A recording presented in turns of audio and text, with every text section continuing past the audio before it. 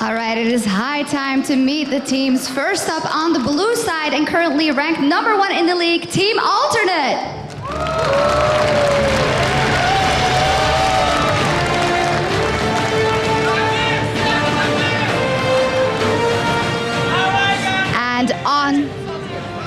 And on the red side, your home crowd favorites, it's Gambit!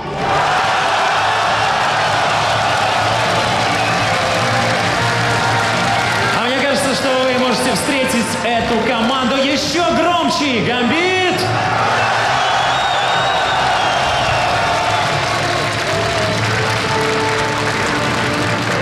What a fantastic matchup to close out the day here. And to lead us through the final match, we'll have for the English stream, Demand and Jason, and for the Russian stream, Olsi and Sasha. Thank you very much, Shock. So up next, as you've just seen and heard, Alternate are 5-0 up. 5-0.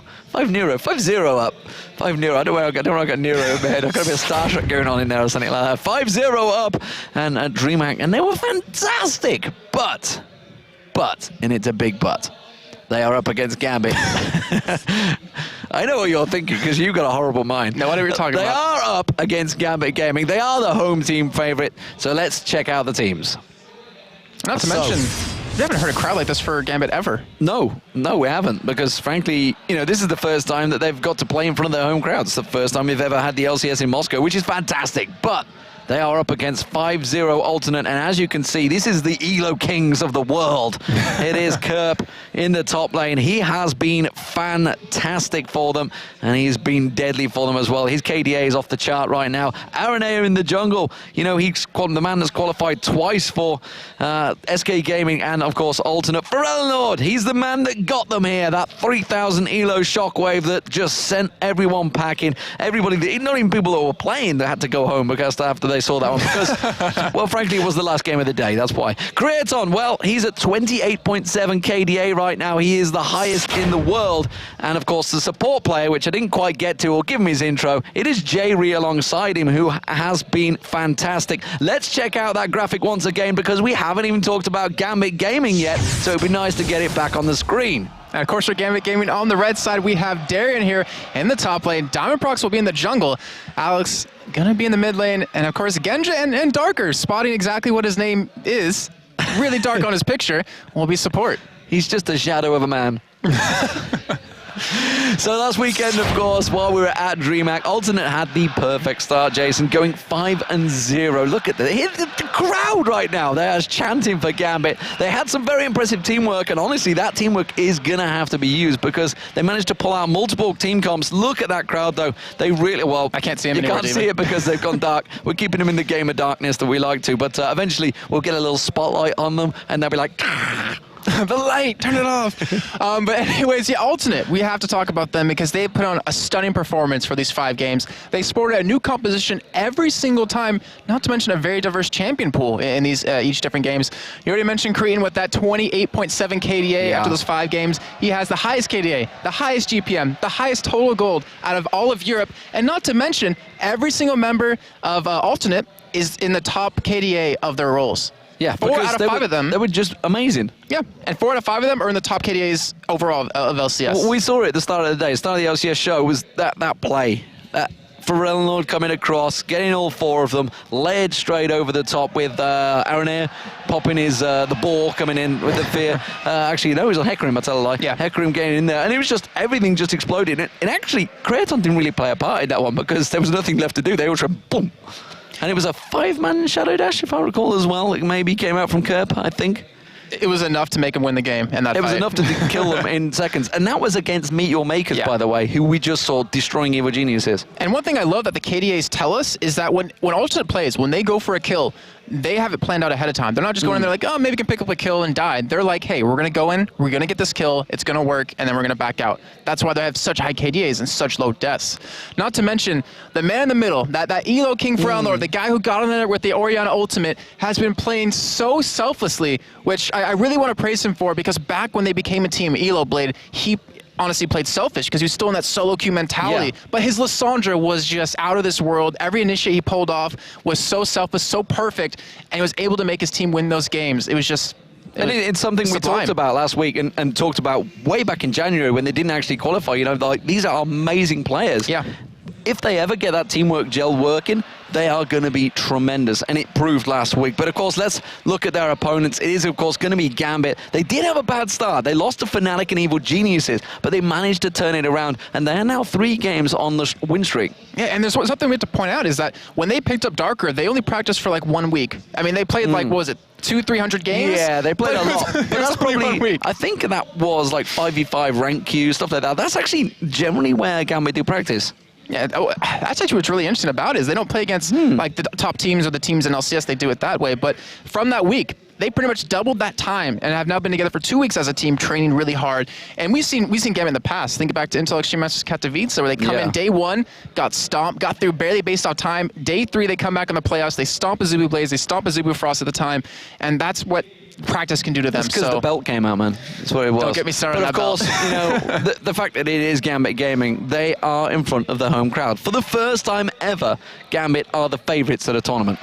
And I'm really scared for Alternate because if they do beat them, like you mentioned before, if they do beat them, they might get like crowded by them and just mugged or something like that. But if Gambit wins, if Gambit wins, they have the crowd behind them. Just think of that energy it gives you, that motivation it gives you to really perform well. It's something we saw at the All-Stars when China were up against Southeast Asia. They get the Garena team, and the atmosphere in that place was just going crazy. Wasn't the same for the finals when Korea shut them down, which is kind of what Alternate need to do here. They need to shut them down early.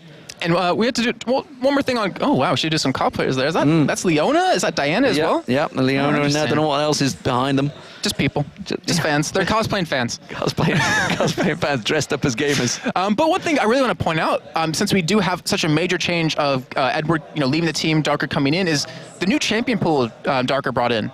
Because you saw Edward on Lulu, you saw him on Zyra every once in a while, you saw him on Sona mostly, even Terry a couple times, but Darker, he's brought in Fiddlesticks, he's brought in a very strong Zyra. We even saw, Alex spreading out his champion pool, playing, APE again. It's really kind of opened up more possibilities for Gambit. Yeah, and of course, they did have one of the highest finishes of the LCS, but it wasn't the highest because Fnatic did top them. Yeah, but still, that's no easy feat to be placed that high in spring with all these amazing teams. And when you think they started off, 2? They started off 0-2 at the start of spring split as well as the summer split. Actually, tell a lie, I think they went 2-1 in the first week. I think they had the same start after the first 2 weeks that they had in the summer split as well after the first week. But nevertheless, they only lost 7 games overall, so 2 of them were in that first week. Well, they've lost 2 already. If they lose only 7 in the season, it's not bad. Yeah, definitely. And, I mean, I think it was Fnatic. They were like 23-4, if I'm not mistaken. 23-5. Yeah. They had the highest actual record out of all of LCS, including North America. Well, we've talked about the players themselves, but let's talk about 2 key players for this match, which for me, honestly, is Kraton. We can't talk enough about this guy because, frankly, he's got 28.7 KDA. And, every game that came around, we were like, Jesus, this guy has just gone 10-1-14 or something.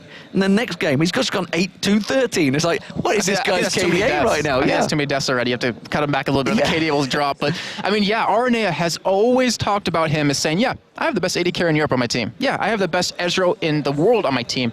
And according to the stats, he's pretty much right on that one. He's proven it, yeah. I think Ezreal alone, he's got a 32 KDA over 2 games. I remember one time I had that KDA back in the bot games. It's good times.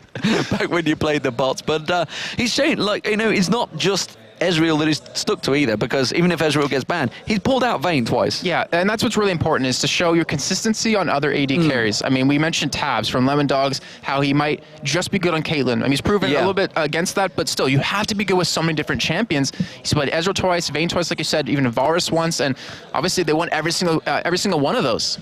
And absolutely, but, his opposition in this game, it will be Genja. And he's a player that we've talked about a lot.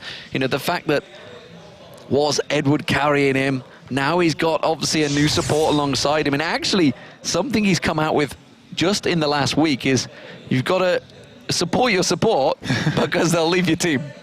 Oh, I know. Too soon, Genja. I was like, ooh, that's a bit harsh. It was like a backhanded compliment to Edward as well, I feel. Well, yeah, I mean, it's we never fully know the intricacies of the AD carry and the support in terms of like how they interact day-to-day life, how they interact in the game, how they play together as a team. And I mean, honestly, Darker, if he's able to really step up, which honestly I think he has quite a bit, that just shows like how quick or how much him and Genja really click. And we have to remember that Darker isn't necessarily a main or a permanent role in the team yet. He's still a substitute as far as I know. But also one thing about Genja is, if you think back to Intel Extreme vs. Katowice, he played very aggressive. Very aggressive, caught everyone off guard. We were caught off guard like, wow, what is he doing? He's actually like pushing into the team by himself. And Edward's like, what are you doing? Genja, wait for me. I'm usually the one doing that. Yeah. But he went defensive straight after that back in LCS. Now he played Vars 4 times out of his 5 games. Extremely aggressive. Like he's a very strong Vars, It was period, only after day 2. Day 1, he was very passive, and we're like, oh, he's back to the passiveness.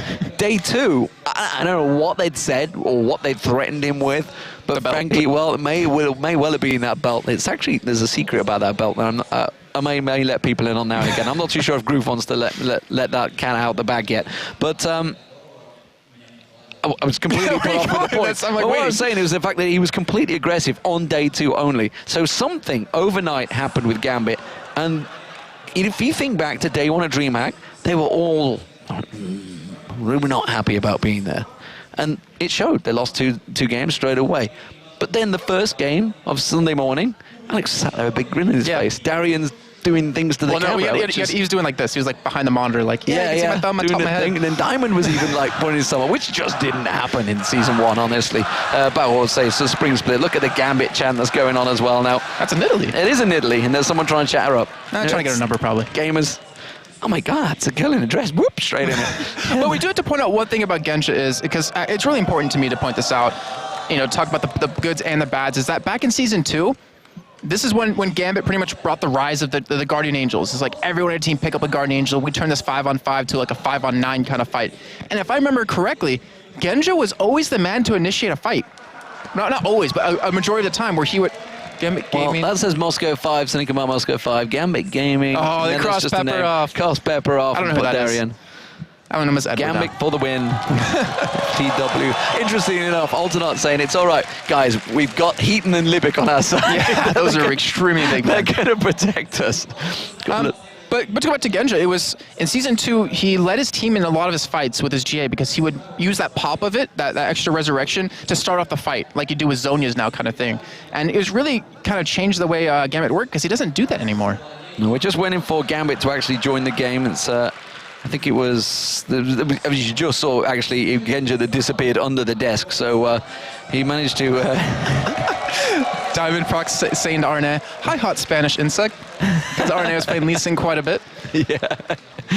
You should see the German insect we had to scrim. There's a lot of discussions going on. Did you see the American insect yesterday? Was it Lee Sin played last night? I only saw one game. See it all, I saw Cloud9 versus CLG. Yeah, you're about the same as me, and that was just like, I need to sleep. Pass out. It would pass midnight here in Moscow, so it's we are on quite a bit later time zone. I think we're plus 11 from PST. Yeah, there's a bit of a time difference, so unfortunately we haven't had a chance to check out all the North American LCS just yet, but you can check it out, of course, over at lolesports.com, which is the same place that you can actually vote for this game. And honestly, I'm never quite sure in this one, because we can see 56% are for Gambit, 44% for Alternate, which tells me immediately, if you would have done the vote for this game before the season started, that would have been about 90%. I think even higher potentially as well. But it shows you that the Russians woke up like, yeah, support my team, vote for him this time. Gonna go to the actual event and gonna cheer them out. And like I've said before, I'm really scared that Gambit is just gonna blow us all away, and Ultra's gonna be like, what just happened? We lost in 5 minutes. How is that even possible? Kind of thing. Well, we'll see. I mean, they're just still talking about it. Darian's in there, so Darian's happy to get going. They're talking about Cloud9's Lee, by the way, so it was Cloud9. Well, it had to be. If you're talking about Insec, who else is it going to be? I suppose it could be Zed, technically. Oh, yeah, I remember Zed. It was pretty good. You remember Zed? Yeah, no. Back at Intel Extreme Masters Cologne, we had Michi Makers and CLG EU there at the time, and they saw CJ Entus play Zed in the jungle. And I remember CLG and MYM saying, what does Zed do? And no one knew, so they just banned him out. Was that Insec? Yeah. It was SK Telecom, Team 1. I'm pretty sure it was Insec. No, it was CJ Entus. CJ Entus was there. It was Insec. No, they weren't in Cologne. Yeah, they were. No, they weren't. I can. Oh, Blaze. Yes, they were. Not Blaze. No, Blaze. Not No. Blaze. The original CJ Entis team. Oh, yes. See, now you're confusing me because, yeah, it is CJS. You are correct. It was actually, yes. Yes, I bow to your greater knowledge on that one. Trust me, you have me in so many other areas. And actually, there was quite a few people. Actually, yeah, I do remember Evil Genius as being one of those teams going, what does he do? Yeah, and they just ban him out 'cause nobody they don't wanna go played it in against him. Europe right now. Yeah, just like, now we're banning that one. Well, speaking of bans, though, Speaking of bans, we are going to get the picks and bans underway in a moment. We're just waiting for the players. They had in-ear problems, the Gambit guys, so they probably want to hear over all the cheering they're expecting to get. they had in-ear problems because they could actually hear the crowd cheering for them for once. So like, wait, this can't be normal. There's got to be something broken. Yeah, what's going on in my headset? I don't mean disrespect from that, but the crowd are cheering for me. It's true, though. It's true. We got sirens in there as well. gosh, they have to outbait them and outsmart them, Demon. Well, that's what Darker said last week, and maybe that's what's going to happen. The fans still with their boards, keeping everybody entertained. It's pretty warm in Moscow right now, by the way. I was coming here and I was expecting maybe to get my snowshoes on, go with the stereotypical Russian thing, but no, it's really hot. And honestly, it's a good job the camera's not on me right now because this is really quite warm with these lights on. I can see like a sweat drop just rolling down your forehead right now. Definitely warming up here. The teams are now all in there, so we're just waiting for them to get themselves readied up. Of course, we're panning on down the alternate team right now. There is Aaron, the second person to qualify twice for the LCS. Actually, was he? Well, she's third, technically, because Voyboy, Yellow Star, and Aaron. Yeah.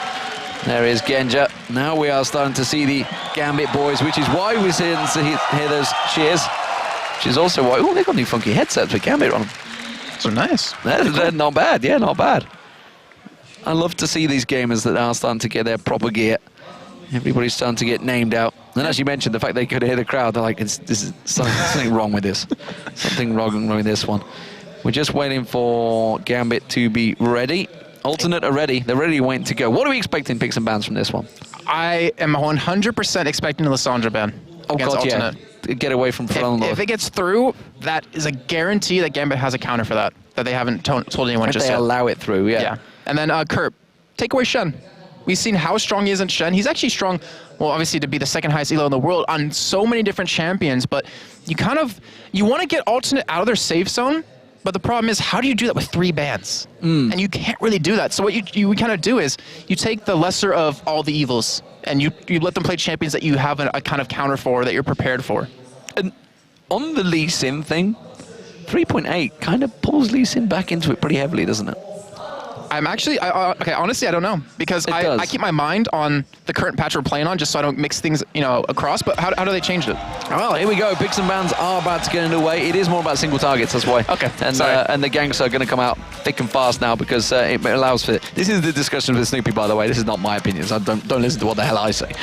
Evelyn, Kha'Zix, and Jace have been banned out. Nunu, Twisted Fate. Lissandra is available. Will they use it as their final ban, or will it get through? Gambit are on the last decision. And there's discussions about it. It is going to be Thresh. That means Lissandra is available. Will they use it as a first pick, though? I would doubt it. I think they're going to let it through and say, Gambit, do you want to use it? I think with Nunu banned out, it does mean that Shen is available. And, of course, Kurt will take that. Yeah, they gave him the whole, you're going to choose Shen or you're going to choose Lissandra here. So maybe Gambit would actually pick him up because Darren, the very strong Shen player, has been playing it quite a bit, played it last week. I was just about to say Darren played Lissandra last week as well. Oh yeah, he did. I totally forgot about that. I'm sorry, but yeah, him and Soaz both played it in their own solo laners, so maybe they are going to lock this one in. And you would think if Pharrell and Laura has been playing Lissandra this much, has been playing so well, that he knows exactly what to play against her. Well, he had Orianna before as well, remember, and still managed to land about 4-man shockwaves. Those 3,000 elo shockwaves, they're scary things. It looks like Dark has been talked into pulling Sona out, though. I don't know whether supports like playing Sona or not, but nevertheless, she's just so strong. See Gambit. She is so strong. That crescendo is just wow. Look at that. Boom. Instant. Do it. Do it. One time, I swear, they're gonna lock on Teemo. Oh, that's gonna be Kraton, yeah. Yeah. I was thinking Jungle Ez. Aaron is gonna come up. He was one of the first people to do it. No, not gonna happen. But one time I hope that they're gonna hover over Teemo and then accidentally click lock in, and then they're like, oh. And then they'll win the game. Can we remake? No. No, you can't. Oh no, my computer just crashed. Alt F4. Yeah. Anyways, yeah, I think that will be definitely Cretan on Ezreal. And so far, I'm a little surprised that they actually decided to pick their AD carry over their support first. since they already know exactly what Gambit's using for support, but it looks like they don't want to let Genja possibly pick Ezreal up, which we have seen him play, I believe it was a total of once. Yeah, and he went back for in the spring Varus split. 4 times, so chances are he's probably going to pick Varus right here. And that makes me think, depending on the support that... That's the jungler then, which Xin Zhao. It makes me think that depending if they do go for Varus, will Alternate go for a lane swap? Do they want Cretan and Jerry to go up against that Sona Varus lane, which has so much poke?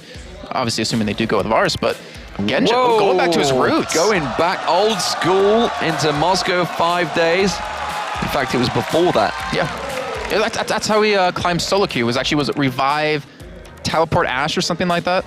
I've gone a blank. I've drawn a blank. I can't remember the damn name of the team. What were they? Empire. They did an Empire. God, I was just like... It's the heat, don't worry. I was confused. I was just like, how did I forget this? I think that's going to be a GIF right there. Well, your mouth just... Yeah. But anyways, we do have Nami being locked in, and we do have Hecarim. So Arne, going to go back to that horse. It was quite amazing, as we saw during DreamHack. And then the Nami, which I'm still not 100% like convinced of. I am. Every time I've seen Nami, he's done fantastically well. Just did fantastically well in the last game as well. NIP Fnatic. That's like what I look at. Well, NIP are not playing the best right now. That is true. They are not the best right now. That's the cleanest way I can say that Deficio didn't do too good on Nami. Yeah, okay. Well, I mean... Pretty sure we're not going to get Warwick, by the way. One thing they do have, though, that actually fits really well with Nami is the whole Ashe initiate. She has the best initiate in the game, hands down. So if she does get an arrow off, the Nami wave, not to mention the Aqua Prison, can completely get you out of that. So you're not too worried in the end from it. But Darker, he's still hovering over that Warwick. Okay, that seems a little bit better. Karthus, okay. This will be the mid lane, of course. It will put Lissandra up against Kerb. Or will it? Will they go for the lane swap? The lane of Ezreal and Nami is pretty strong. Wow. They're switching that it means to... Alex is going to be on Lissandra. Indeed, it does mean Alex will be on Lissandra now. Now I'm excited. I was excited before, guys, but now I'm really excited. we have the all-star AP middle of Europe, and we have the highest ELO king, guy, man, bear pig in the world going head-to-head against you. How can you not have a good game? Well, we'll see whether they switch or not first. There it is. Yeah, I think that's how it's going to change. I don't think they're going to switch around anymore. We also have Aranea, the jungle man that's really been pouring himself about lately. We'll see how those ganks works. Diamond Prox, of course, playing Xin Zhao, is not really a counter to anything they have there. I'm going to see him going in and Shadow Dash is going straight across him. One thing that I'm worried about is the BDS. You and Trevor got the ball delivery system. I shortened it to BDS where it's easier to say for me. The whole BDS for them. So they have Shen to potentially do it. They have the horse, which you cannot stop. Like, he will ult into you and the ball's going to get there no matter what. So it depends on how well he's going to place the ball down, but that is a strong combo to go up against. Hecarim can do a lot of damage. Shen can do some pretty decent damage. But how do you stop that? The Xin doesn't really counter that in terms of you're not a team that wants to fight an AoE, like a cannon kind of thing. Absolutely. We can see the crowd there. Pretty sure I know what they're cheering for. Don't think, unfortunately, it's for alternate.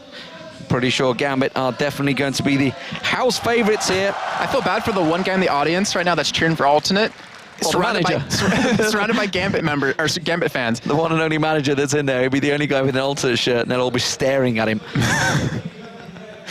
Oh man! But this is going to be a very exciting game. We have alternate defending their undefeated title right now against Gambit, who is actually the highest is the highest standing in Summer LCS out of all the previous teams. Well, can they be the one and only team to have that perfect score so far? Of course, we saw Cloud9 going up against Counterlogic Gaming last night, and they did take their first defeat, went 5-1. It does also mean that, well, alternate, actually, I tell a lie, I don't know what they went in the end, but it went 5-1 at the time. More importantly, it's alternate. Can they go 6-0? Or what are you looking at? Something's quizzically caught you that on Gambit really here. threw me off. Darien has 8% armor pen and 8-5 magic pen. Okay. He's Elise. I know. That's really confusing me right now. Maybe I wonder if he's picked his wrong runes. It's happened before. It really has. I mean, we've had people you've had not pick runes as well. But I mean, it's even happened in EU LCS before. But that seriously really worries me. Is that unless he's going like AD Elise, which has never happened before in LCS. Oh man, that horse. Oh, that's not even a horse. That's a fish. J-Ree, the fish. Loving it. But they're not even going for it. The rest of Alternate were sat ready and waiting for an invade, but Gambit not looking for it. In fact, they're not looking to invade at all. They're in full passive mode, so they want to stay well away from any fights. You know, one thing I'm really interested to see is how well Alex does on Lissandra, because he plays these like assassin-heavy AP middles, in my opinion, or just assassin-heavy middles overall with, you know, Kha'Zix, with Zed, and Lissandra. You know, once he picked up the Yi, I said it really wasn't up his alley, but Lissandra is totally up his alley, and I want to see how well he's going to pull something off. But as you said before, there's no invades coming out, and we do have lane swaps coming. So we're going to have, it looks like, yes, so we're going to have Genja and Darker in the top lane, and we're going to have Jerry and Cretan down at the bottom. Well, we'll see where it works out for them. And honestly, okay, so if they're going to be switching like this, which is Gambit that's forcing the switch, whether that's the case of they don't want to be in the 2v2 lane, or they want to pin out Kerp. Well, I think it's the first one, actually. Because, because you're on the blue side, so you have the double gold advantage. This is still 3.7 to keep in mind, guys. We are not on 3.8 like North America is. But they don't want to go up against an Ezreal Nami lane where Ashe will... Well, Ashe doesn't win that, let's just say. She doesn't really win any lanes 2v2 anymore, so she's going to force him into a 1v2. Well, we'll see how it works out. Ignite being used on Kratos on there. Darian wants to get that straight down. So simply just to get the ability power on him. I'm not too sure. We're just scare him out there. That's also weird. That makes me think he definitely has wrong runes, considering he only has 5 AP now because of the Ignite Mastery. So that really worried me, but we'll see how it goes. I mean, if anyone's to make this something like this work, it's definitely him. Well, we'll see about that.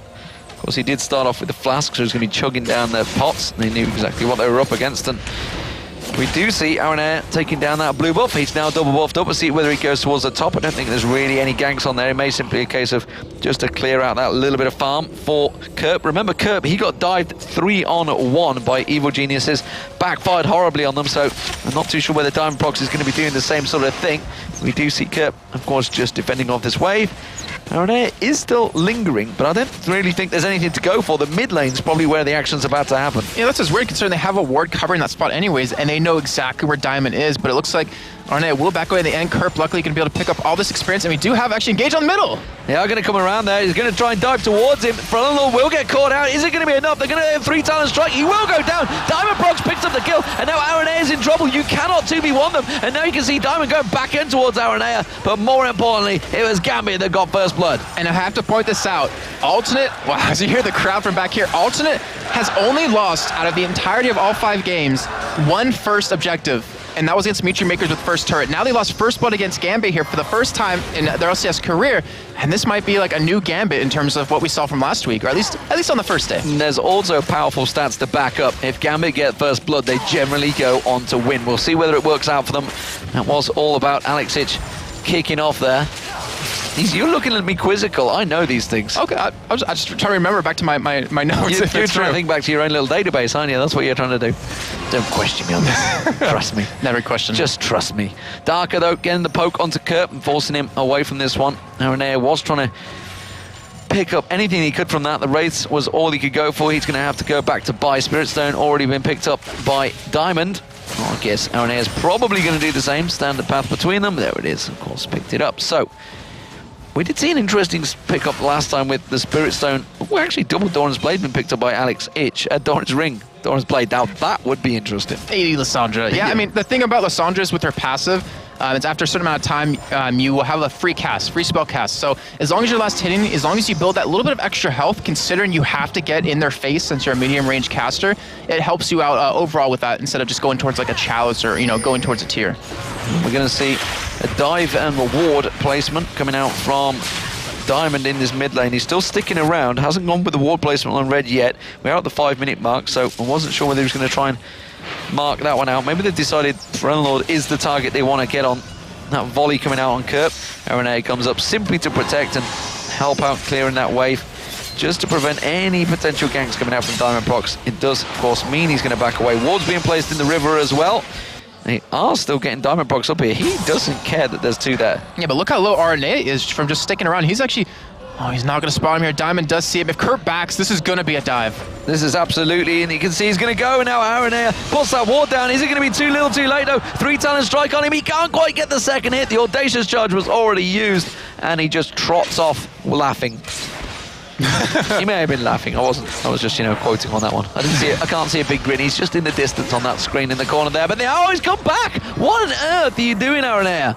Well, he thinks he's amazing because he's a horse, but still in the meantime, Gambit was able to deny at least a full wave over to Alternate. Looks like they're going to take the turret here, so not going to deny anything else. He's coming back again.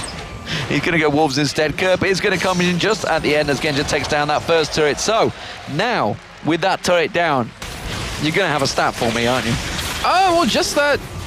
No, but yeah, I do. Yeah, I do. I had to look over my notebook. So Gambit actually on average, including Spring LCS, got first turret at 10 minutes and 57 seconds. That's why I looked at you like a little weird, because it's relatively late to take a first turret. But this is the first team to ever take first turret and first blood against Alternate. Thank you. There we go. That's the one I was waiting for. I knew you had the stat in you somewhere. I didn't want to steal your thunder or anything. So the moment gold is, of course, 1.4k to Gambit. That was first blood and first turret already picked up. Diamond Prox being the initiator on both of those so far. Alex is getting that farm going in that mid lane. Look at the difference. 53 CS to 38. Bilgewater Cut is just being picked up by Creaton.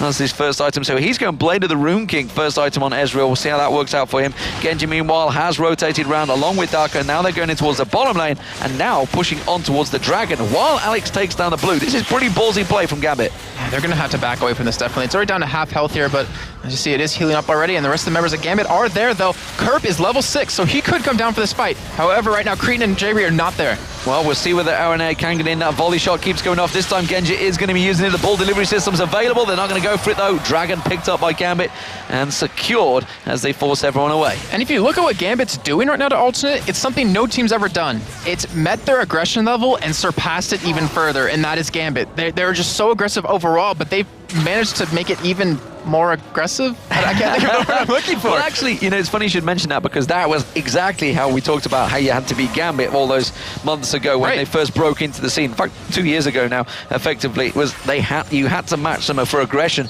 and it was very hard because they're a team that was just so good at it. As it stands, though, Tear of the Goddess, Blue Ash coming out here for Genja, and now Creaton's actually going aggressive on Darko. One more shot will do it. He flashes away, but that's going to be the flash for Creaton. Use the barrier as well, picks up the kill. Oh, Darker, he went back in because he wanted to ignite Cretan just to scare him away and just for Genja to possibly be able to pick up that kill, and then he does go down. He gives over first death to Alternate, first kill for Alternate, and Brown Lord going low. Brown Lord's going to go low here, but he can see the ball delivery. Is it going to come in? The shockwave wasn't enough. Kerp had to simply use Stand United to protect Pharrell Lord and force him away. It does mean Pharrell Lord will pick up that blue buff, but aggression from Alex Ich all across the map.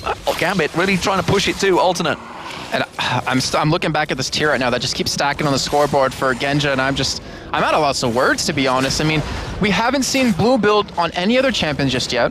I do know about Blue Ash, though. You do know about Blue Ash? I do know about Blue Ash from Internal of Riot, because they have been saying Blue Ash is strong, so Can you enlighten us? No, I'm not going to enlighten you, because I don't really know a great deal about it. Okay. I just know that it's definitely a legit build. So we'll see how well it works. Certainly, Genja, he's one of the people he was using Triple Dawn's play. Didn't quite work out for him last week, but we'll see how Blue Ash works. The thing is, how do you get past a volley spam out of an Ashe? So you have the mana to obviously work for it. If you go for some cooldown reduction with the Iceborne Gauntlets, which you don't necessarily need since she has a soul, but... Exactly, that is the point. It's similar to Blue Ezreal, but you don't need the Gauntlets. Saves an item, and you get more damage in it. Do you go for a CDR item still, though, to volley spam, or do you just depend on your amount of mana? Well, we'll see exactly how Genja wants to build it, because he's the pro gamer and not me. True.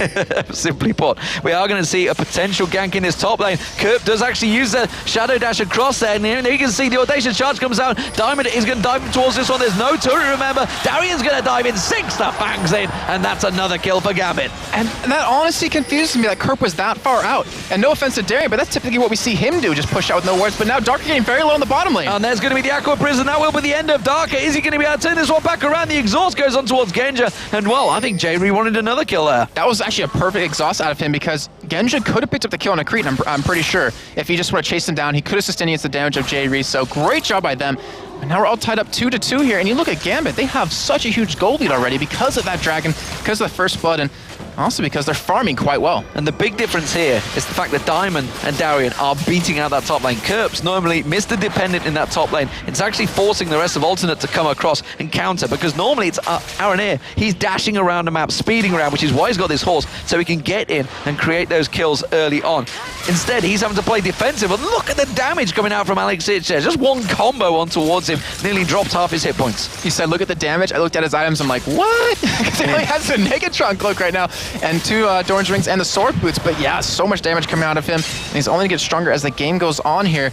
And the problem is that if Alex does go into the back line, does lock down Ferelnord, which to me is the person they're gonna go for, and you have Diamond go in as well and separate them with his ultimate, they can kill Ferelnord before he's able to do anything, before anyone's able to save him. Well, we've just seen a very strong elite from Soaz earlier on, and Darian looking to match that. We are going to see a potential gank coming in here as you see the horse coming charging through, and that was a great escape there. Is it going to be enough though? The fear goes off, but he's not really got anyone with him. Kerp is not close enough, and in comes Diamond Prox. They're going to try and turn this one around. Darian comes back in there. True Shot Barrage rattles past from Creaton, and that forces everyone to back away.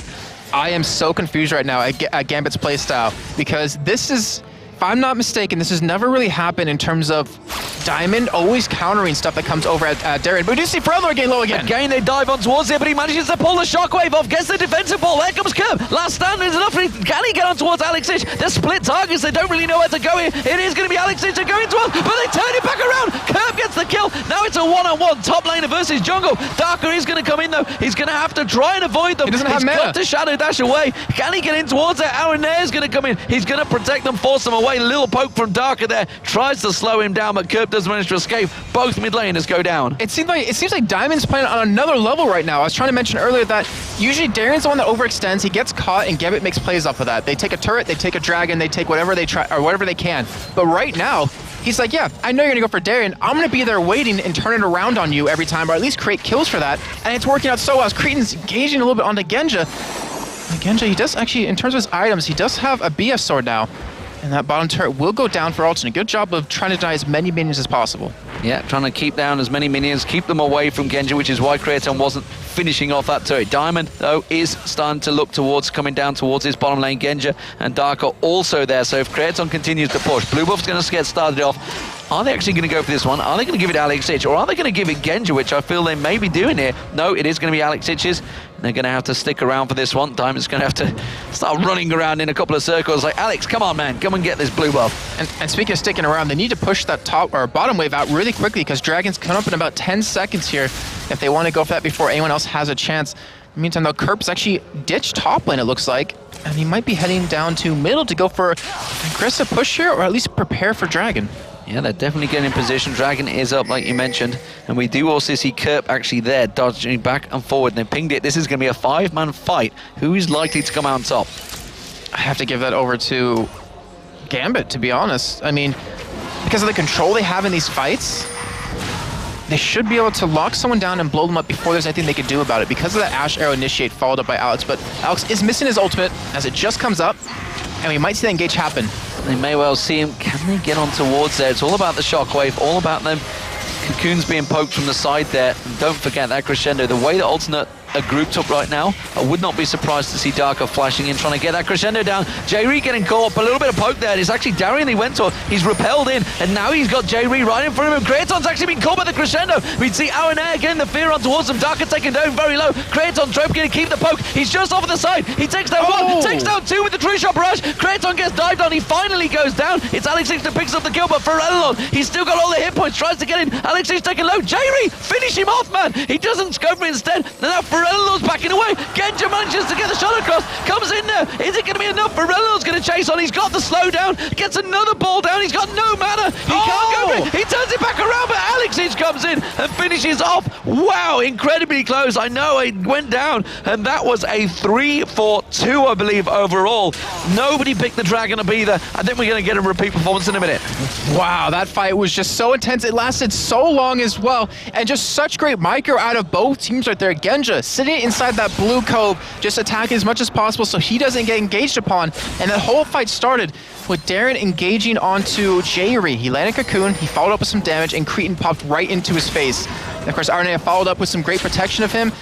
It wasn't enough to save him, but either way, 4-1 right now on Ezreal. He's still going towards that blue build, and Genja hasn't completed an item just yet, but it looks like he might be going for a Bloodthirster, which honestly, it would be a little unique on Ashe, but it would definitely work out. Alex is spotted out there, and again, as I mentioned, we're going to have this dance once again. And that was a very close dance. Kraton actually was the one that got caught. Genja's arrow is available in just a couple of seconds. That may be the initiator. Remember, Crescendo is not up though. So I think Gambit want to hold this one off for a little while. And it's getting so tense right now because you know both teams, like, they don't want to let this dragon go for free. They want to make something happen. Jerry's he's putting down pink wards. He's trying to gain vision here. In the meantime, Alternate just in turn just go middle. They're like, forget dragon. We're just going to push your middle and force you to come to us. They're going to try and take some damage on towards that turret, and it was enough. You saw the Hawk Shot come across there. Diamond Prox is leading the charge. Is it going to be enough though? No, that ball control again. Just keeping the position, keeping them at bay. Kerper's actually backed off a little bit here. He's simply just going around the bush. And it does look like Alternate have turned the Dragon Dance into a tower push. And what's really different about Gambit right now is the fact that Genja's not off by himself farming. He used to do that all the time. He is now. And he was never there. Just as I mentioned that. Because... But he never used to do that. He would always be farming bottom lane and let the rest of his team deal with the fights. But it looks like he will be interacting a little bit more now. It looks like Dragon is backed off by both teams. And Alternate, they're not going to be able to get this middle turret here, so they're going to back away as well. But Alternate, they finally have positioning on Dragon. They haven't had it just yet, so they might be able to make a play off this. Yeah, they just pinged on towards Genja saying, look, he's down here. We're in a 4v1 situation right now. All he can do is simply arrow from downtown. The enchanted arrow. Instead, he now it might got to be careful. Alex is just simply just going to try and protect him and keep him away here. And actually, Genja started off the Dragon. There's no vision right now for Alternate, so they're going to have to run by the side to actually check it. Actually, they do have a ward in that bush, but still, Gambit, they got to be careful here. We have all ultimates coming up very shortly. Actually, no, ultimates are available. As Alex, he wanted to make something happen. Crescendo is available right now, and this could be another major team fight. And this is all Gambit needed. They just needed to delay for that Crescendo to be available. Ball on towards Arena's head. We'll see it's used to deliver in there. They are keeping away from range here. The Dragon's still up. You're going to see Arena going in. He gets the smite down. Is it going to be enough? Will he try and escape from this one? There's going to be a standing ID coming out. Now they're going aggressive. Darker gets caught, and the shockwave pulls in three of them. Can they turn it on the head? Gambit's still going aggressive. He's on to Kraton. Kraton's taken very low. Gets popped straight down. Manages to get away from that. Arcane shifted into the pin. He is going to get taken down by Darian. Darian now targeting there. Diamond Prox goes on towards Kerp. Kerp trying to shadow dash across. Has to flash in there, but Darian continues to sink the fangs down. Ferellenlord is with him. Has he got the defensive ball down? Have they got enough on towards Darian? He just needs to stun him. Yes, he does. And Ferellenlord picks up the kill. It's a 3-for-3. And the Dragon, more importantly, went to Alternate. A 3-for-3, and that was the most micro-intensive fight I have seen just yet. You saw Arne, he got into the back without the ball, which was the key point. He got into that Dragon. He was able to smite sealed away. And then you just saw that 4-man, 3,000 elo shockwave come in that completely caught Gambit off guard. But you saw the focus off Alternate. It wasn't on the right targets. Alex Itch went down, but Genja wasn't touched. He was allowed to just do free damage the entire time, was able to pick up a kill as well, as he's now 2-1-4. And Dragon, I mean, it's finally taken, so we're going to get a breather. We're not going to see Dragon action for another 6 minutes. But wow, these teams are butting heads like it's like there's no tomorrow. They're absolutely going for it. Bloodthirster being completed. More importantly, we saw Alex go in for Kraton. They know that he's the target they want. They wanted to try and pop him down, but he getting shifted back into the pit. And it was just like, damn, he's gone. can't keep up with that sneaky little bugger. But instead, he does manage to go down. We do see Alex Itch. He's going to pick up this blue buff. And I'm wondering what is going to be the next focus target. What I want to point out is that actually Genja landed an arrow onto Cretan, but it looked like there's a little bit of mistiming. Alex wasn't able to follow up right away. But with that blue buff picked up, we have an Abyssal Scepter now picked up on Alex. So he's going to be relatively tanky here against the damage on Ferellenlord. But looking at it, I don't know if Ferellenlord is necessarily the target he has to be worried about, because he's going to be the one ahead of his team, while Ferellenlord sends the ball into the back line to group up everyone else, so he pretty much has Alex by himself. I talked about that actually in DreamHack, where if you can separate Lissandra from the rest of her team, you can kill her before she was able to do any other major damage. In the meantime, Alternate tied 9-9 right now, down only 600 gold. They're going for this middle turret. Yeah, they're going to push in towards it. They're going to get a good couple of hits in there. It's actually Aaron Air they're going to focus on. Alex Itch is going to follow it this through, and they're going to use the ultimate. Aaron Air will go down, but the shockwave comes back out. Alex Itch gets caught out in that one. There goes the wave. Finally, Aaron Air goes down. Diamond Prox getting taken down very low. He's actually pinned off here. Ferellenlord does manage to pop that ball, but look at Genja. He's been plonking away on Kerp all the time, and now Darian goes in. Lands the cocoon on Ferellenlord. There's going to be the crescendo. It hits 3 members, and Alternate all taken very low from this one, but Ferellenlord Frerenlord not done and dusted yet. Alexis comes in. The tower gets on towards him. Diamond Prox dives in towards it. Kerp very low as well. We did see Kraton going down. The hawk shot comes up from Genji. Has he got it in him to try and chase this one down? It doesn't matter because Gambit are going to take the tower. And that dive in by Alex, it gave them 2 more kills. Yes, he died, but in the end, they were able to pick those up, and you just hear the crowd. They're loving this, and you know Gambit is loving it, having the crowd behind him. They're going to go for another turret here, and they're going to pick this up. 21 minutes gone. It's 22 kills, and the gold lead just started to stretch. Gambit now, it was just 1,000 between them, but quickly, just like that, 2 towers down, they managed to get a 3,000 gold lead, and they are 3-1 up in turrets now. There's a big wave on that bottom lane, and we're going to see Genji probably disappearing straight towards there. Let's start looking through the items, Jason. What are we going to start seeing developing here? Apart from the home guard boots on Alex, is charging for that bottom wave. Home guard boots. No, so we're going to see Kerp. He has a Sunfire Cape coming up really soon. It's going to give him that extra bit of health, that extra bit of tankiness. But the thing is, I don't know, to me, it's not that what's killing him. It's not the attack damage just yet, obviously. It's the magic damage that's coming out, which RNA is already responding to perfectly with his Runic Bulwark, only 400 gold away from being completed. We look on the Frerenlord, he has his Athene's and Holy Grail. He's going for an Abyssal Scepter as well, because he knows he's susceptible to the damage that Gambit's putting out. You look over at Cretan, he doesn't build a tier on his blue build Ezreal, which is like blue-purple, which I don't know what color that makes, if any. But he built it a little bit differently. But he has the Blade, the Ring King for that extra snap lifesteal that you need when Alexich goes in, and then he can potentially get away as well. And over on the other side, I mean, we have a Nisi Large Rod picked up for Alex. I'm not 100% sure what that's going to go into just yet. It could go for a DFG if he wants to try to burst Cretan down. It could go for a Zonia's, so it gives him that extra escape, since he's been pretty much taken out of the fight right away in every single team fight.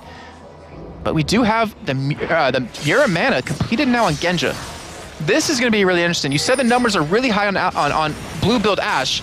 I want to see if that's actually true. Well, I mean, obviously it's going to be true if it's numbers, but I want to see it in action. We'll see how it works out. Kerp at the moment, though, he's not been able to split push ever so far because A, he kind of lost up the lane to Darian, and B, the fights are just happening too quick that he's not even got that Sunfire Cape yet. He's not really built any items. He's just trying his best to get some farm, and he's only at 90 CS, 22 minutes in.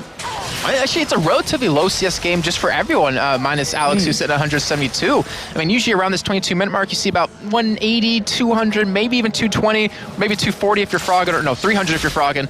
But they're having a tough time because it's all about team fights. It's not about farming up. It's not about letting you get to a point where you're comfortable with your items to win a team fight straight out. It's about calculating everything perfectly and outplaying each other.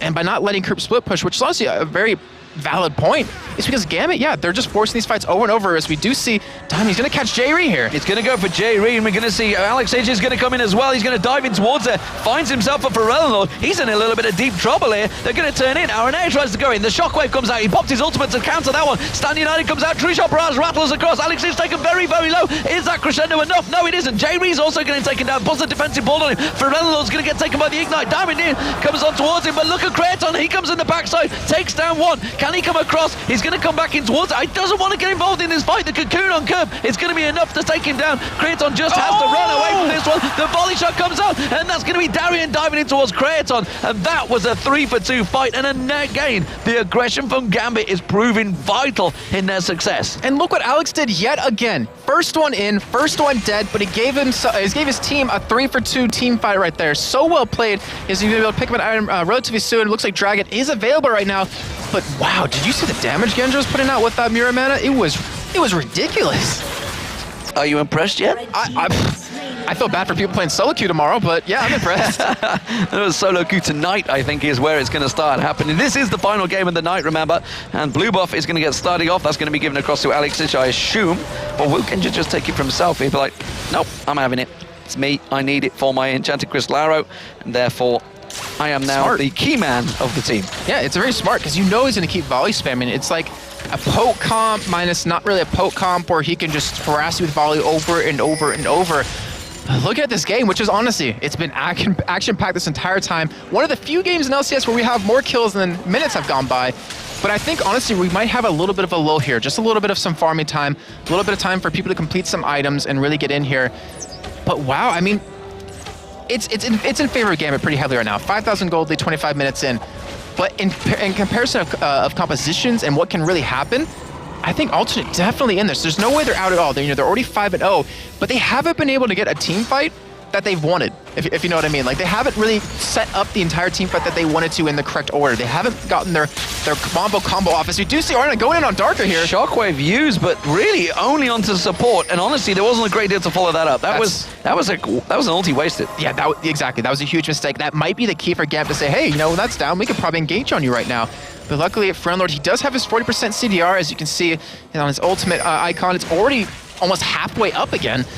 It looks like Alex going to push bottom right now. Again, just following him from the side. He was not spotted by a ward here. They might be able to pick up a kill on Cretan. They're going to have to land that arrow, and that's what Genja's doing. Look, he's waiting for his time.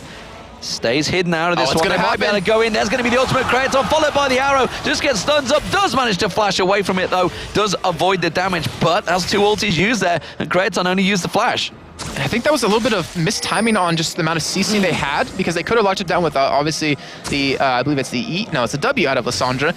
But still, in the end, I mean, you blew the flash out of Cretan, which is huge for Gambit. I honestly, I think that's probably worth it for them, to considering how quick, you know, the ultimates are coming up for Gambit. Getting that flash down, that 5-minute cooldown, which has been allowing Cretan to kite away and pretty much prevent himself from dying right away in these fights, is now gone. And that's like Gambit saying, hey, we'll take that. We're going to fight you again very soon, and we're going to try to kill you.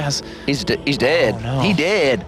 I don't know where he's going to go. Friendlord, actually, Kerp has managed to stop. So they're going to continue pushing this one. The rest of the team, Alternate, are starting to follow up. They're going to try and react to it. They may be pushing to their death. Where are they going to go? The rest of Alternate are going to try and close in the gap. And they are pushing in towards the base. Now they're going to see the ward goes down. They may be able to cover off themselves an escape route here. But look how split up, though. Aranea, yeah, it is going to be very well split. It's a case of how they deal with this. Oh, no, they've gone on towards Genja. They've caught Genja out here. Can they get the Shadow Dash? The Shockwave pulls him in. If they can take him down, that would be vital. The Ignite comes down. There's the barrier. Alex is going to try and come in and finish us off. The Crescendo goes in there. And now we're going to see he tries to use the ultimate. Friendlord now caught out. Everybody else is split. They need to get Kratos in there. Finally, he's going to join the fight. He's going into Alex, but Alex just turns around, pulls the ultimate down on Kratos' head. Kratos in all sorts of trouble. He gets Alex down, but that's the damage gone. There's no more damage allowed. Genja's going to try and take him down. Aranea does pick up the kill. Friendlord still getting out of the back of this one. It's a 3-for-2 in favor of Genja. And technically it is in favor of Genja. It's Gambit the Skull that managed to pick it up. They're going to try and repel towards Friendlord. He's going to be able to escape. Oh, flashes out of the cocoon just in the right time. But that was all play created from Alternate simply being out of position, and Gambit with the wards noticing it. That was also Genja just being a boss. Just like, yeah, taunt me. I'm going to survive you with my lifesteal, with Darker healing me on Sona and my barrier. It was just fantastic play out of them. They come out ahead in that entire fight. But Demon, there's something we haven't actually focused on just yet. Look at Diamondprox's score, 7-0-7. In every one of these fights, he hasn't been focused, and he's been cleaning up kills left and right. More importantly, the KDA is going south of Creaton. He's 6-4-6 right now. Is that the most deaths he's had in the entirety of LCS? I think that maybe all of them added up together so far. But he's definitely been the focus target for Gambit. No doubt about it, his Ezreal is very strong. But you talked about it, Blue Ezreal, if he starts to fall behind, and with 6 kills, he's still up there, 6-4-6. You've got to wonder, how far behind is he on Genja now? But Genja's not really been playing to fight him. It's been Alex that's been on him every time. It's been Alex and Darian, to be honest, sorry, not Darian, Diamond, because he's just jumping in right for him, and just, it's pretty much, he doesn't have enough escapes to get away from every single CC that Gambit has. That's the problem he's running into. I mean, obviously the flash is still down for a while, but there's just so many ways of locking him down, and there's not enough protection on his team to save it. The Nami isn't saving him, and because Gambit isn't grouping up for an Aqua Prison, they're getting hit by the Nami ultimate, but it's not that bad for him.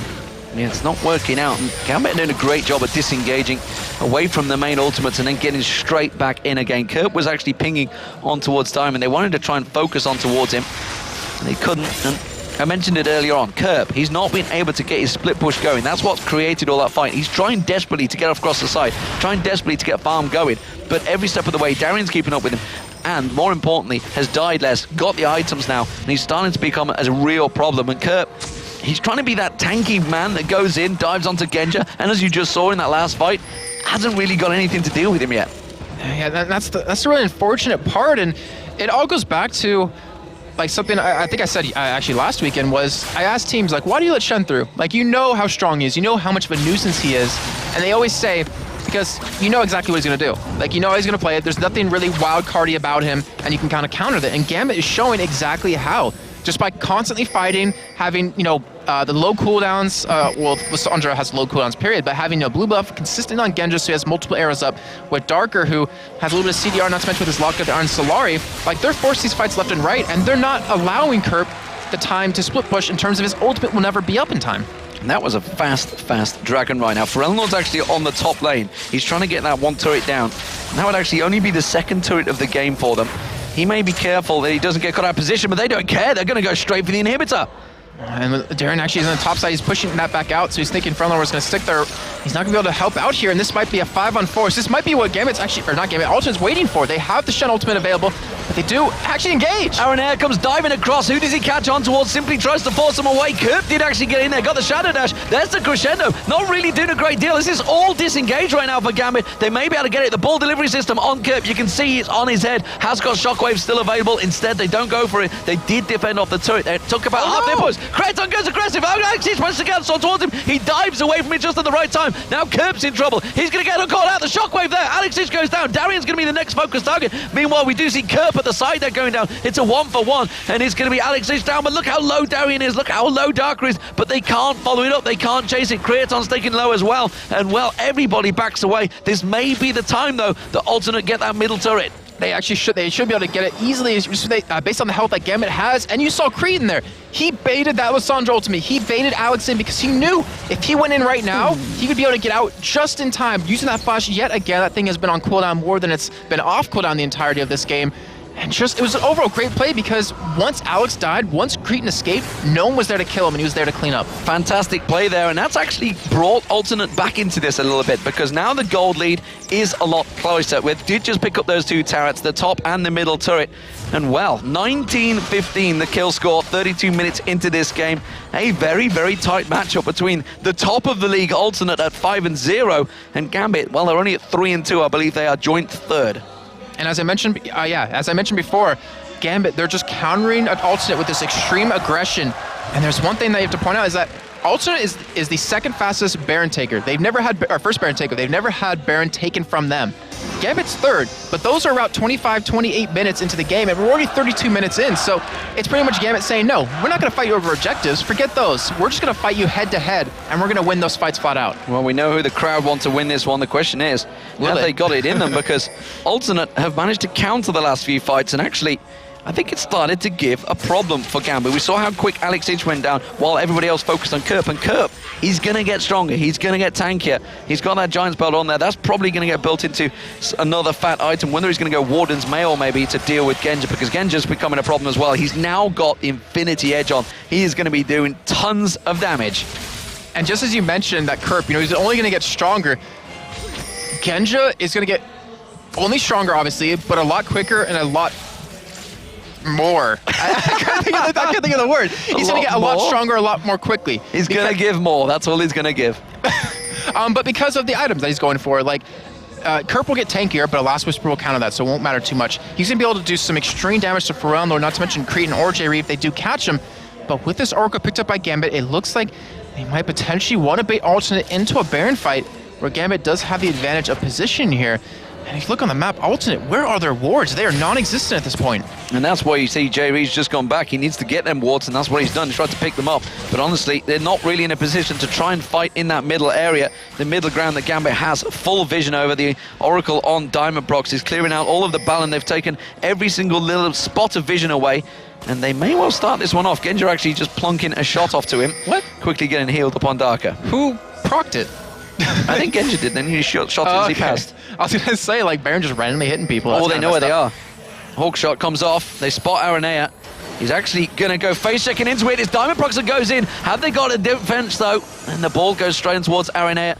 Runs away from that one. They have got a ward in that bush, and this is going to be a close fight. And look where Kerp is. He's not positioned to get in this fight. Someone's going to die before he gets there. Stand United will be available. As Ferelnor that actually got caught there. There's the wave coming back. That's going to wash up, but that is an ultimate burn. Aranea is going to go in for this one. Still not really catching it. Shockwave on towards Alex Inch, but the damage is not following through. There's going to be the crescendo on towards Aranea. Can they get on towards him? Kraton, he's going to take him very low. They do manage to get Genja down. Now they're on towards Diamond Prox. He needs to get away from this one. Arcane shifts away. Tries to get away from this one.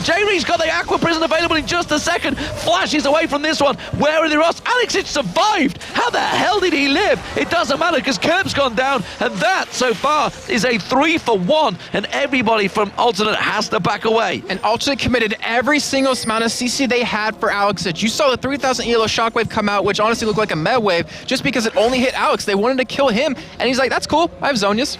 And then Zonia's where it's like, that's cool, I have my ultimate. Like, you cannot kill me. He survived the fight, and because of that, you just saw the rest of Gambit just hammering down Alternate, killing the tankiest members.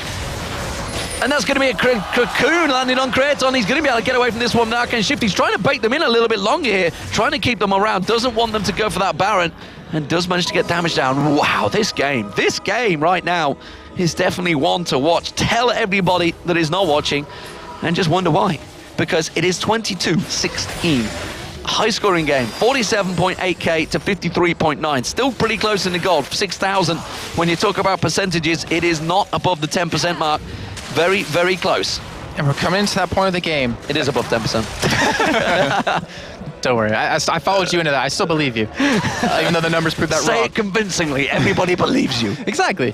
But we're coming up to that point right now, Demon. 36 minutes in, people are hitting level 18. Well, actually, there's already quite a few 18s, but people are hitting that point where if you die, you're going to be dead for a while.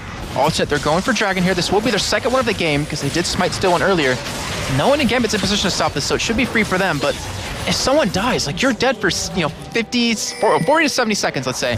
And that is a lot of time where anything can happen, especially since Gambit already have everything down the middle lane down except the inhibitor turret. So that would be a guaranteed inhibitor. And honestly, most likely a guaranteed win if they do get a clean ace against Alternate here. And for Alternate side, they've only gotten 3 turrets the entire this game. They still have the inner turret to take down, the inhibitor turret to take down. But if they survive with enough members, they have the damage they need to just push through. This though, the Gambit normally always on that the moment it spawns the Dragon. If they are starting to get a little bit shady on their Dragon control with their timers, are they starting to get a little bit flustered here by what Alternate are doing to them? Kerb backing off in that tri-bush, almost got face checked. He would have been probably safe to get away from that one. The rest of the team are showing themselves in this mid lane though, and Gambit, they really want the Baron now. They're trying to bait Alternate into the Baron dance because they know this dance. Yes, they do. I mean, they've done it how many times in the past already, and going back to what you're saying about Dragon, to me, I actually think Gambit, they just don't care about Dragon anymore. Like, the thing is, they're not going to lose because of an extra couple hundred gold. Like, they're not going to lose because of that. What they're going to do is, if they're going to beat you, it's going to be in mechanics. It's going to be just the facts of how they outplay you in a team fight, and that 1,000 gold is not going to really mean much in the end to them. So it looks like they're just trying to get over towards Baron. Like, you mentioned, like, also they went for Dragon, but that gave Gambit the free control over Baron. Well, that Ironborn Gauntlet, it's starting to do work there. So Darren getting caught out, and now with that on, is that going to be enough for Kraton to kite around? Because he's been the focus every time. Oh no. Despite the fact he's the focus, you see Kerb, he's been continuing to split push, has got Stand United available. That's the thing. That's why I said, oh no, too. He's split pushing now. So Gambit, their aggression, they realize it's that point in the game where if we can't keep fighting over and over. So we have to, time these fights or calculate these fights perfectly. And Kerb is able to start split pushing. So this might create a big problem for them. He's still only at 160 CS after 38 minutes. And Genja was the one forced to pretty much control him here, which you need him there. Like, look at his items. He has the damage. He's sitting on 2,300 gold as well, so he'll have that last whisper when he does go back. And this is really going to be intense here, Demon. Is he going to go last whisper, or is he going to go for attack speed? He is going for last whisper. Yeah, so with Ashe, like, the old way used to build her was like an IE last whisper, because you didn't need attack speed since you could kite. So he's not really going to go for that, not to mention he's blue build anyways, or green. What's blue and red? Yeah, it's not really blue. It's like blue, red, and yellow. But it's going to be Aaron Air. Actually, Darian goes in, misses the cocoon out. They thought about turning that around, tried to bait out the aggression from Alex Itch. While this is all happening, by the way, for Relenlord, he's continuing to push that top wave. He's going to have to teleport back, but he's in vision of a ward. He has home guard boots, so it's okay. So he'll be back in time and here for the fight if when they actually do finally get to this turret. It's all about, they haven't gotten a perfect combo off just yet against Gambit, and that could be the one thing they need to win these fights. We are going to see potential engage coming in. The turret very low. Aaron Air, actually, the ultimate used from Alex Itch. That may be a mistake. The shockwave missed. The shockwave missed from Frello. They're going to spot that. The crescendo, though, they'll only call one person as well. Kraton goes in. It's going to be the standing down, trying to dash towards him. Will they get the shadow dash across? Everybody backs away from it. And, well, you see Gambit. He's looking to try and get in there. It's Gambit, just one person. It's going to be 5 people trying to get in there at the moment. But Alternate do defend them once again. That inhibitor turret's so low right now. And you look at who won out in the end of that fight, and I have to say it's Gambit, even though the Alternate's pushing because of their cooldowns. They're a lot quicker for them, so they're going to be able to fight relatively soon. But Kerp, he's going for this. He wants to apply this pressure, and right now, if you look on your mini-map, Genja and Alexich are nowhere near this, but they might flank him. They might be there on purpose. Well, they may be, but remember, there was a lot of ultimates used there, and it's actually Alternate that have got the better ultimates available just right now, which is why they're being more aggressive. You can see Alexich, he's still sticking around in that bottom river. He hasn't gone back yet. He is going to try and flank them like you mentioned. He's going to come around the side. It's actually Kraton. He wants to get on towards Kraton. Has been caught a little bit there. Arane has to go defensive. They're going to go straight in towards Alexich. He's stepping off the side. Which one's it going to be? He's just stayed. He's like, where am I going to go? The hawk shot used. That's perfect. And he's just going to back away. He's going to go on towards Kraton. He catches on towards him. Hasn't got the damage though, and forces him away. I cannot believe they didn't find Alexich there. Oh my gosh. My heart stopped when I saw that hawk shot coming in. I was like, oh, okay, that's his own team. Whew. They're not going to see him there. But it looks like now they're going to be sitting up at Baron yet again. They still have an Orc on Darker, though he's low on mana at this point. His Crescendo's not up just yet. The waves, in terms of lanes, are only pushing towards the top side right now. And look at Darian's items, like he knows what the damage is. He has double Negatron cloaks. Baron's being started for Gambit. Ezreal's going to come in. They're going to spot it here, and also they're going to try to stop this. They have to. Barrage comes across. Arane comes in, gets the fear proc on everyone. Is it going to be enough? Aqua Prison doesn't really land. Arane is going to be the focus target. They want to get rid of that smite. They're trying their best to get rid of it. Genja does take down for Relinor though, but look at Darian and Darker. They're taken so low. They're having to back away from this one. Diamond Proxy's being kited. Kraton's trying to get on towards him. They use the wave. They managed to knock him back, but still, Alternate have to back away from this one. It was a 1-for-0 fight, but they're not done yet. They're continuing to chase. Alternate, unfortunately, I went back and looked at the replay really quickly. Lord missed his ultimate. He used it on no one on accident because the ball popped right back to him when we saw Arnea go in. So that might have actually completely turned the fight around. That could have won in the game, unfortunately, like it did, or not unfortunately, fortunately, like it did in the summer promotion tournament. But luckily for them, that also had the damage they needed to push Gambit away, and they didn't allow him to take that Baron. So that mistake's going to be brushed over. And then again, it's not really about the ones you hit. It's usually about the ones you miss. Oh, Alexich getting interrupted by Kraton there, actually. Trying to push on towards him, but it is going to be Gambit starting off the Baron this time around. Alternate not really in a position. Lord is still down. It's going to be a 4v5 if they engage for this fight, but there's still a lot of ultimates. Crescendo is available. We see Aranea once again going in there. Diamond Prox tries to go in towards him. Kraton comes around the side. Kiting on towards him. Is Kurt they're going to dive in towards. They may have the damage. Tree Shot Barrage comes back across. Alexich taken very low. They're going to try and turn back on towards him. Sonya's Hourglass comes out. Diamond Prox gets the 3-talent strike, knocks Aranea in the air. He will go down eventually. No, the Stand United comes out from Kurt while this is all happening just around the back. Ferelnor's back involved as well. Kraton's trying his best to kite on towards him, and they're going to see, he gets the Stand United, dash on towards him, Shockwave back in there. Kraton goes down eventually though, and Ferelnor, he's got nothing left to do. He's all on cooldowns. He's got no blue buff. He's going to get dropped down. Gambit are going to clean up. Genja manages to pick up the kill. It's now 26-16. This is a bonkers game, and it is going to be Gambit that pick up the Baron. Oh my gosh, everyone is so low at this point. RNA, he's trying to come in, he's trying to go for a steal here, but honestly, he cannot afford to die. He's just trying to lure them away. Alex is pretty much guarding them, but he has no mana to do anything anyways. Obviously, he has that free spell cast Gambit. They're getting the Baron ever so much lower, and RNA is not positioned to get in there. RNA is in no position. Is he going to try it? No, he's not. Alexich, well, he's got no mana. He's going to try and run in, but instead he's too late. He's going to have to use that ultimate to get out. The Ignite takes him down from Alexich.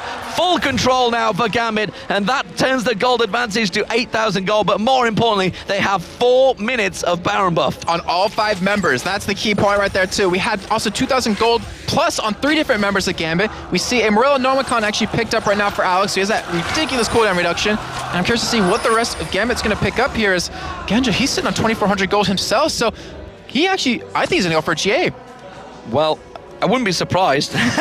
He kind of needs it. Oh, well, where do we go from this one? Alexich is going to pick up the blue buff. We just saw earlier on, blue buff was picked up by Genja in that fight and kind of was needed for Ferelnor. He just got that for that fight a little bit too late. And honestly, Kraton went a little too deep on the aggression as well, I feel. Maybe, just maybe, they should have stepped away from that fight, but it doesn't matter because Gambit, they managed to capitalize on it. And Kraton, we see down the bottom, they just have to keep those waves clear. They have still got the inner turret in the top lane and bottom lane, remember, but it's going to be that middle inhibitor turret that is almost certainly going to be the focus of target. Focus of target, whatever you'd like to call it. That was what I was aiming for. Oh man, this is starting to remind me of a game of COG Dignitas in week number 1 of NALCS where the fight, it just lasted We're not going to get 72 minutes. Oh, not out gonna of get this 72 one. minutes, No but chance. just constant fighting. And Gambit, 5 members pushed up with this Baron buff. They have a GA now on Genja. They have Zhonya's already on Alexich. They get the first inhibitor turret here. Is Ultra going to defend this? I'm pretty sure they're going to have to give it away. They're going to have to back away from this one. There is a Baroned up Gambit. And how many times have we seen Gambit take that first inhibitor and finish the game within 2 minutes? A lot. Is the Yeah, I was thinking like how many, but it's not very easy to come back against Gambit. Could have just come out with a number. Everyone would have gone, wow, he really knows his stuff. It's actually like 90% of the time that Gambit takes first inhibitor, they'll win against you. This inner turret, I honestly don't think Alternate want to defend this one. I don't think they can. They have to try and shove back in towards their base. And how many minutes are left on it? Oh, look at that. It's about 80 seconds still on the Baron buff. So there's a long time for Gambit to siege this one out. They're going to try and keep them at bay, but they can tank it up. They've got the minions, and again, you see Alternate, they have to step away from this one. Every time this is an advantage, an objective, and gold all going towards Gambit. Thing is, though, they have to defend this inhibitor. Every inhibitor you lose reduces your chances to win that or to come back from the game significantly. So they're going to have to go for a fight here relatively soon, and RNA delivering that ball might be the engage. That's going to be Alexich going in, but immediately the Zhonya's had to be used there. They do try and force them away, but the shockwave comes out. Alexich is going to go down. Is it enough? The turret's still fighting. Can they get up towards Diamond Prox? Diamond Prox is taken very, very low. Alternate can do it. The cocoon comes in though. There's going to be the ball on Genja. Genja just turns around and smacks him in the face with an arrow. And that is going to be Genja taking down the turret. And Alternate quickly turned the pace of the fight. It's 29-17. That was a 2-for-1 fight. But more importantly, it was an inhibitor for Gambit. And Genja, he had something to say about Alternate getting back in that fight right there. They got Alex out right away, but unfortunately Fernlord didn't survive that because he can't go up against the damage that Genja has, who's full build right now. I mean, obviously he can sell his boots for like a Zephyr or something, but in the meantime, Gambit, they're going to push towards the top side here. Darian's actually over towards the red buff of Alternate. And Gambit, they're backing away. They have 2,000 gold on Genja. They have 2,000 gold on Darian. They have 1,500 gold almost on to Darian. Sorry, yeah. Anyways, so they're going to be back in, picking up a couple more items here. And it's at the point where, what else do you pick up? And wow, even Alex Ich went for a GA. Well, he has been the focus target, and he is the man that's been throwing himself in there, so why not? He's actually, to be fair, he was one of the first that always used to have it, so we're not really too surprised by that one. But Alternate, they're having to clear up the mess that is their base right now, and they have to try and sit this one out for as long as they can. Baron buff will have worn off from Gambit, and honestly, the fights were still very close, but the fact that they have super minions knocking down the middle and the bottom lane is going to cause a problem. We see the blue buff, that's going to get taken away. I think Alex or Genja's going to be having this one. Genja's coming into focus, so he will be taking that one away. And it's a matter of time before Gambit just bide it. And they're probably going to follow in the super minions. They're going to take this top inner turret first, though. But you hit the nail on the head, though, that Alternate is still having a chance in these fights. And this is going to be it. This is going to be the final fight. Well, the final fight if Gambit wins on this inhibitor turret, because they cannot let this one go, period. They have to engage before the super minions get on those Nexus turrets, or they're going to lose. And Gambit, all they have to do is disengage and then rinse and repeat. Just do some extra turret, back away. So, if anything, we're going to see that ball delivery system coming in relatively soon. And Fronlord, he actually picked up a Void Staff. So he's ready for this. They're going all out in this last fight. They're trying to defend this turret as much as they can. And with the blue buff Ezreal, it's really helping out. And Gambit, they're just buying their time. They're not even trying to take this turret down. Oh, the shockwave was used. It only caught Darian, and that's surely going to be the trigger to go for Gambit. They do manage to poke them back. It was Genji he wanted, but that shockwave is down, and is going to be down for at least 80, 70 seconds. And Frenlord, he's just going to have to run back to base. That was 2 volleys. It took him down to half health. That is ridiculous. And incoming solo queue, blue build Ashe, but here they go. They're going to go for some inhibitor turret. They're going to dive in towards it. It's Diamond Prox once again starting the charge. They get the knock up. There's the wave coming through. It caught absolutely no one. True Shot Barrage comes in. Alexis jumps out towards Frenlord. The arrow comes out from Genja. The crescendo comes out from Darker. The dive comes out from the audacious charge of Diamond Prox. They're going to go on towards Kraton. The Fang sinking in. Kirp's using his ultimate, but it's not going to be enough. And Genja manages to take down one Nexus turret. He'll take down the second Nexus turret. And just like that, Gambit in Mother Russia pick up the first win of the week. And it's going to be, more importantly, a big defeat for Alternate, who do not go the perfect score and end the week 5-1. We'll see how they can do tomorrow, but instantly that winning streak is broken. And just listen to that crowd, Demon.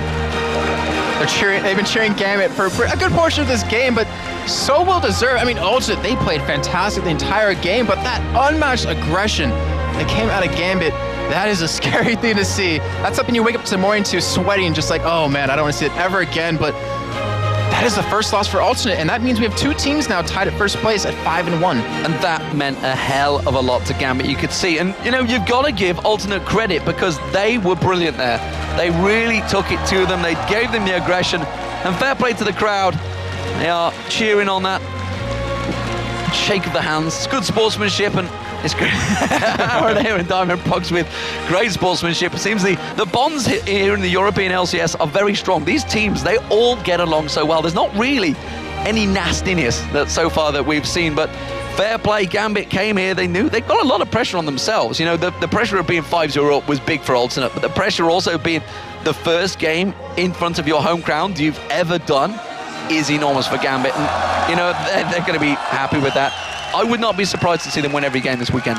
Yeah, especially after that first win. The momentum it's got to give you, the crowd going insane for you, it's got to make you so proud of yourself, proud of your country, proud of all your fans being here to support you. And wow, what a way to do it in that epic match. That was 49 minutes long with a 32-17 score in the end. And Creedon, I'm sorry, but that KDA is going to be disappearing as he finished off 8-6-7. Yeah, and Genja finished 11-3-9 as well. So fantastic, fantastic performance from, honestly, both teams. And you've got to wonder, I mean, Alternate, despite the fact they lost, they still look really good. And they have to, I mean, honestly, they have to feel good. Yeah. I mean, obviously you're not happy when you lose, but that wasn't like a major loss. That was like the most intense fight ever. And let's not forget, they are still top. They are joint top with Meteor Makers, but of course they beat Meteor Makers, so they have that top spot still, 5-1. That also takes Gambit into 4-2 as well. And like I said, that's the 4th game on the bounce that they've won now. They lost the first 2 and gone 4-0. So they are actually closing in on the winner record of 5-0 already. Could they pass that this weekend, maybe? It wouldn't surprise me, to be honest, especially for another home crowd, but they're still now ranked the highest. This is hard to say, like, it's hard to verbally say, is that they're still the highest ranked out of all the previous LCS teams from the spring split. Yes. So that kind of shows that, like, well, why not? I mean, they won so many tournaments. If you look back at it, you only need to look at their website. They've got their tournaments right there showing in their face. Intel Extreme Masters, they were undefeated until the last World Championships. That's the first time they've ever not won one of them since Kiev back in 2012 January, which is a long time ago, yeah. And there's not many teams that can dominate that for that long. TSM obviously had their little dominant period in North America, but as soon as the European boys came in, they had all sorts of problems at IPL. Yeah, they did. And Gambit, I mean, can they only go up from here? I mean, because I said before, like in the pre-match, that they only had like 1 week to practice together where they played like 200 XS games. Now they had another week, so pretty much doubled their training time. What are they going to look like in another week from now, in a month from now? Like, if they stick with the same lineup and keep like getting this much better? Well, we will see. Of course, we are going to go over towards the main stage. It is going to be Shocks alongside Alex Ich.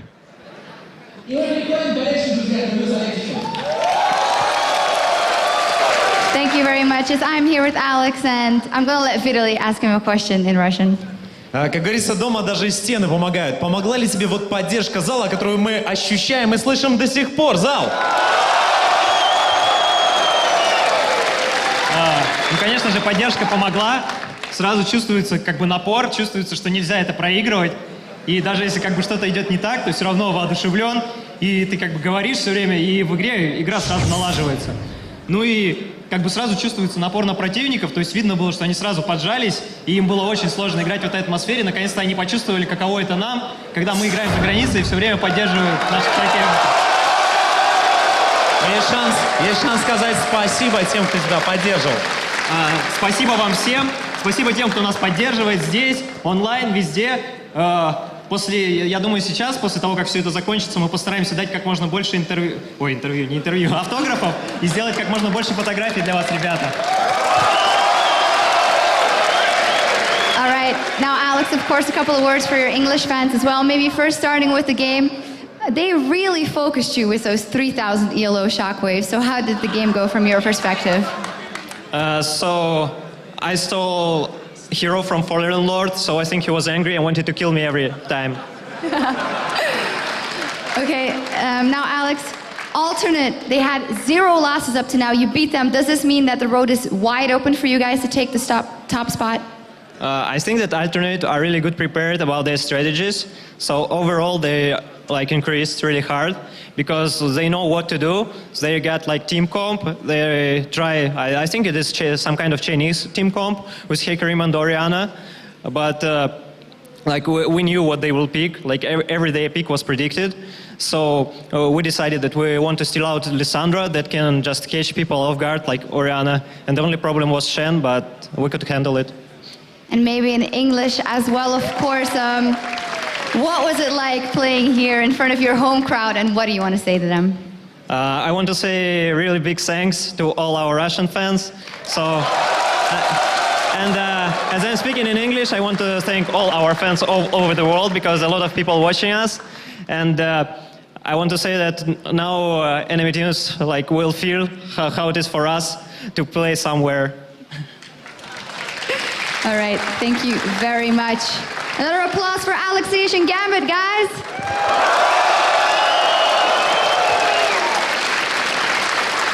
And as for us now, it's time to go over to our commentators for one last time to take us through the standings. Thank you very much, Shocks, and thank you very much to Alexej as well. It's great to see the words, and it's great to see him interviewed and able to talk English and Russian to the same crowd. He looks so proud to be up there too. Absolutely. In front of his, like, home He looked really country. hot as well. It's very damn warm in here. Okay. Yeah. I went the other way with that one. Well, it's pretty hard as well. I'm sure his wife would agree. Let's have a look at today's matches, though. We have only had 3 matches in the LCS today. And, of course, let's just remind you, it was Ninjas in Pajamas. They went up against Fnatic, and Fnatic were dominant in that matchup. Then Evil Genius as well. They came up against a brick wall in the form of a tiny Charu. And it was Meteor Makers that picked up that result. That's not how he speaks, by the way.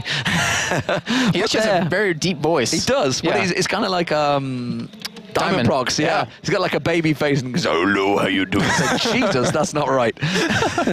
Gambit, though, we just seen them, and what a fantastic match it was. They do take down Alternate, and that, of course, does put them in a great position. So let's check out the standings for the league right now, because honestly, they are different. I mean, Alternate, you can see Meteor Makers both 5-1 after a fantastic weekend at DreamHack. We do see Meteor Makers with that win today. Alternate, though, also with that first loss of the day. And again, Gambit, they're still in 3rd place, but they are 4-2 right now. Fnatic, of course, they did go down, picked up that win. They are now 3-3. And Lemon they dropped down to 5th place here.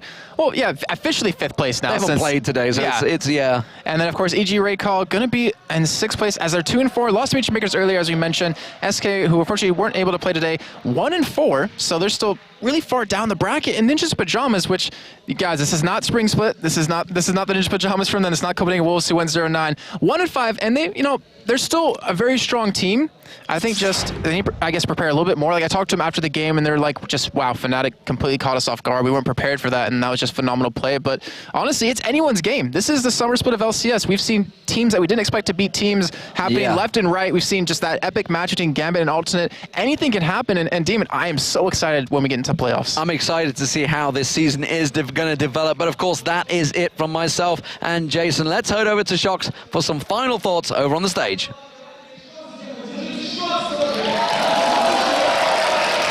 What a fantastic opening day here in Moscow, with Instruments of Surrender securing their spot in the CIS final, and the LCS teams Fnatic, Meteor Makers, and Gambit racking up a win.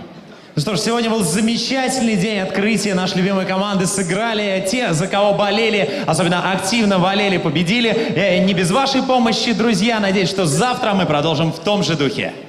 Now tomorrow we'll start the day again with the 2nd round of the CIS regional action as Good Team Multi-Gaming goes up against Gaming Gear EU in another best-of-3 series. And then we'll continue with 5 LCS games, starting with Lemon Dogs versus SK Gaming, followed by Fnatic against EG, the Lemon Dogs versus Ninjas in Pajamas, another clash of the Titans as Team Alternate go up against Meteor Makers, and finally Gambit taking on SK Gaming to finish out the day. The show will start at 2 p.m. Moscow time, that is 12 p.m. Central European Summer Time, and 3 a.m. Pacific. Ну что ж, друзья, возвращайтесь завтра. Те команды, которые только что Шокс перечислила, именно в таком порядке завтра сыграют друг с другом. В 2 часа пополудни по московскому времени мы начинаем обратный отсчет. Ну что ж, друзья, до завтра. И завтра будут потрясающие полуфиналы. Надеюсь, вы придете. That is it from from us here in Moscow today. From Joe, Jason, Demon, Vitaly, the Russian casters, and myself, thank you so much for watching. And